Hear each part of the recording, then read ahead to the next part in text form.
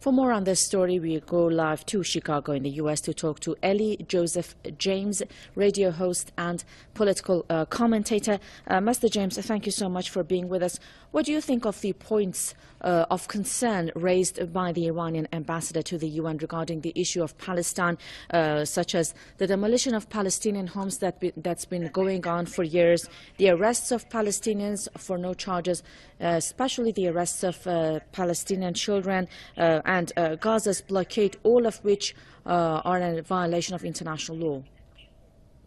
Well, yes, the ambassador's complaint is very real. Of course, this has been going on for quite some time. And the Palestinian people are basically being occupied by a foreign government that has no authority over the Palestinian people.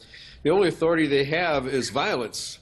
And the power they have over the media, for example, here in America, there's very little on the news about the plight of the Palestinians. The only thing we ever hear about is how the Jewish people have been persecuted for 2,000 years, and because of that, they claim to have the right to, in turn, occupy Palestine and brutalize the Palestinian people. This is a crime against humanity. It's a crime against the Palestinian people.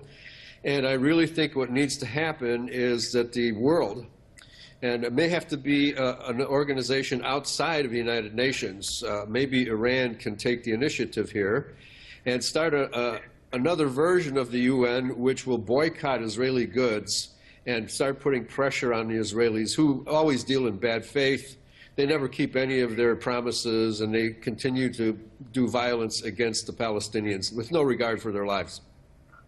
Mr. James, if the crimes that are being committed by Israel against the Palestinians, if, say, they have been taking place in any other country, some other Western powers, such as the U.S., for instance, would undoubtedly call for sanctions to be imposed, would take punitive measures against that country.